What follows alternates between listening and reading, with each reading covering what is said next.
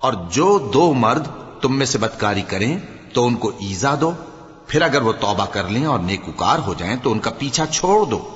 بے شک اللہ توبہ قبول کرنے والا ہے، مہربان ہے۔ اللہ انہی لوگوں کی توبہ قبول فرماتا ہے جو نادانی سے بری حرکت کر بیٹھتے ہیں پھر جلد توبہ کر لیتی ہیں، بس ایسے لوگوں پر اللہ توجہ کرتا ہے اور وہ سب کچھ جاننے والا ہے، حکمت والا ہے۔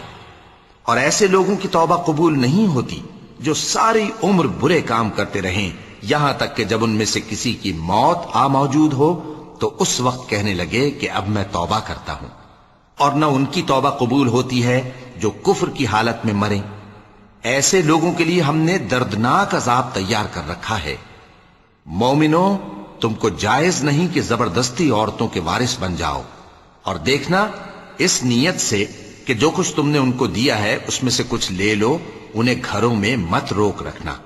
ہاں، اگر وہ کھلے طور پر بدکاری کی مرتکب ہوں تو اور بات ہے، اور ان کے ساتھ اچھی طرح سے رہو سہو۔ پھر اگر وہ تم کو ناپسند ہوں تو عجب نہیں کہ تم کسی چیز کو ناپسند کرو اور اللہ اس میں بہت سی بھلائی پیدا کر دے۔ اور اگر تم ایک عورت کو چھوڑ کر دوسری عورت کرنی چاہو اور پہلی عورت کو ڈھیر سا مال دے چکے ہو تو اس میں سے کچھ مت لینا،